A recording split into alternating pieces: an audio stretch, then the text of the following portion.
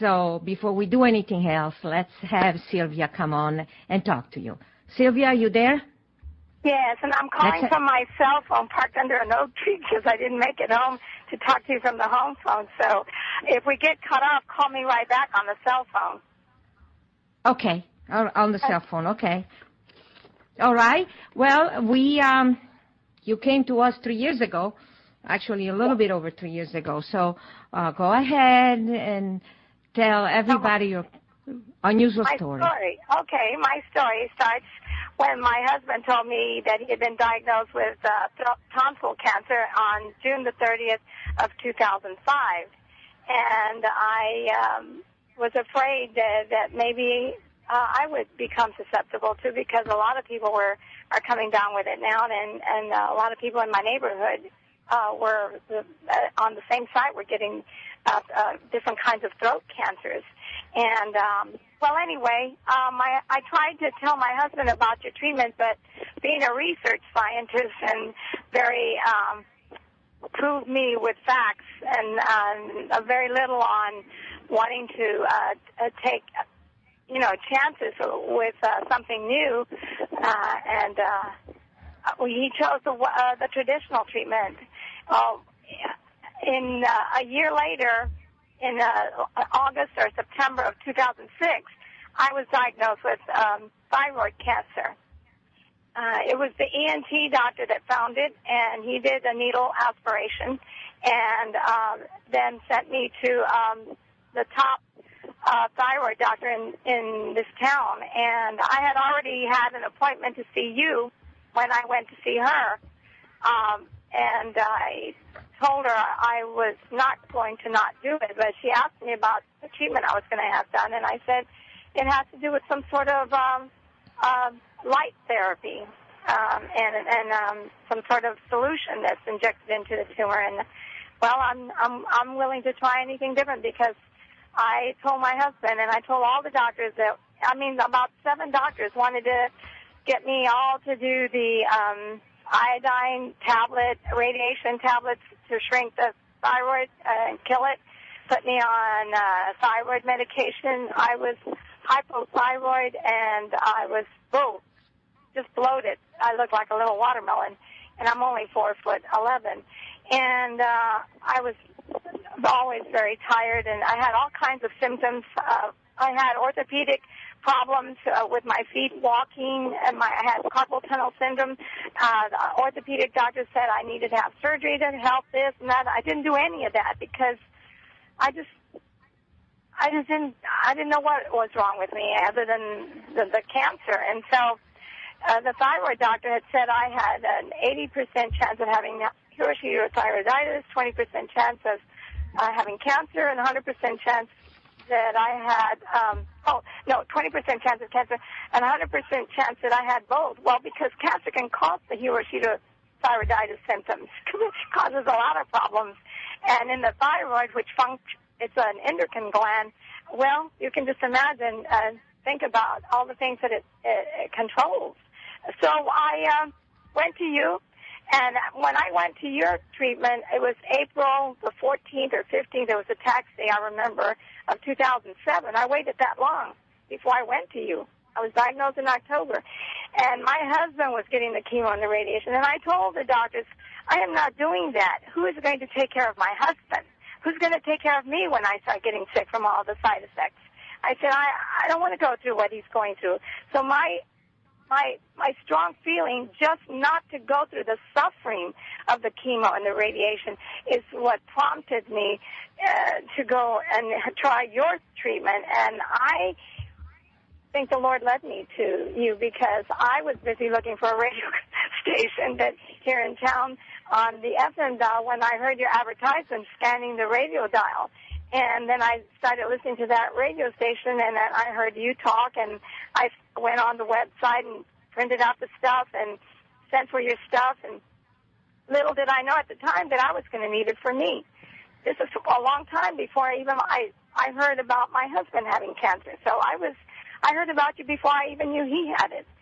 So but because I didn't want the responsibility in case, something didn't work right, I didn't want his family to think I was, the cause of something terrible. People have to take, even if you're married and you have loved ones that love you, you come into this life alone and you go out of this life alone. Really, you do, even if you have a lot of people around you. And it's up to you to decide what you want to do.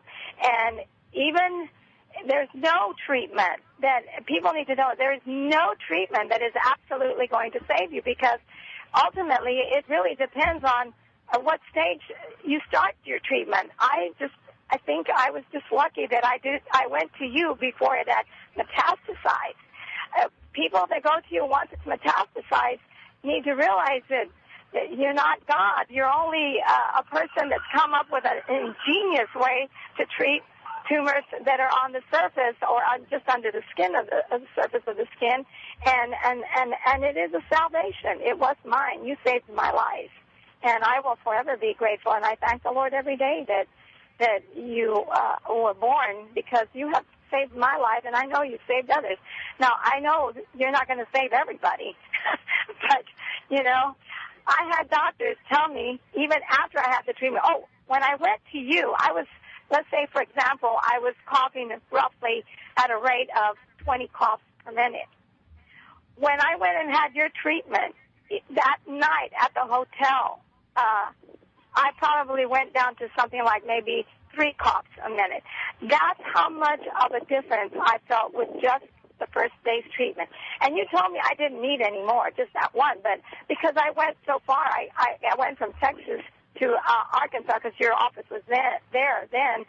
I didn't want to, and then my husband being so sick and still doing chemo radiation over and over, I just couldn't afford risking going back. And I'm working, and I didn't want to. I was taking advanced sick leave for my husband and then for myself. So I chose to do 3 treatments. So I paid for 3 treatments when you said I only probably needed 1, but I wanted to make absolutely sure I didn't have to go back. And I went with that spirit of thinking that, and I said to you, I remember, I said, Dr. Carpenter, I hope it hasn't gotten into my lymph nodes, because I know you can't treat that. And people need to know that if they come to you, and you're not going to know if it's gotten into the lymph nodes. Nobody's going to know unless they do some special tests, and sometimes even those don't come out. I have a friend right now that I know is dying. And just because he's sleeping like 13 to 15 hours a day, there's only 24 hours. And his may be pancreatic, and he knows it too. And there's just some things people need to understand, that it depends on what stage they come to you. And if they don't even know, or they've already done other treatments, that compounds your treatment. Your treatment is no longer a virgin treatment. When I went to you, your treatment to me was a virgin treatment, because I refused to take thyroid medication, do any of the chemo and surgery, nothing. I wanted nothing of that. And I said to even the director where I worked, I said, and he said, oh, I'm so sorry to hear that. You have this problem, Sylvia. And I said to him, if the Lord wants me to live, this treatment that I'm going for is going to save me, because I was looking for him on a radio dial. And that's why I have faith in her treatment. I really believe I was led to her. And I think cancer is a very scary thing. I remember how I felt. Are you still on the air? Yes, I'm here. We're all listening to you. Okay, I didn't know if I was on the air. And yes, you are. Absolutely. I have 4 Jack Russell Terriers with me under this tree, and it's very hot in Texas. It's almost 100 degrees. And anyway, so you were a virgin treatment for me. And even after I went to you, I was supposed to do some sort of after effect treatment. What saved me too, Dr. Carpenter, is that I had faith. And if people don't have faith and courage, it's all right to be afraid. That is an instinct we're supposed to have. Sylvia, we got a break coming up. Okay, we're now back from the break. Well, before we broke, I was saying people need to understand it's perfectly all right to be afraid. It is an instinct that God gave us so that we could take care of the problem, be it physical or spiritual or, whatever. Fear, it's what you do with the fear. Either you're courageous or you're a coward.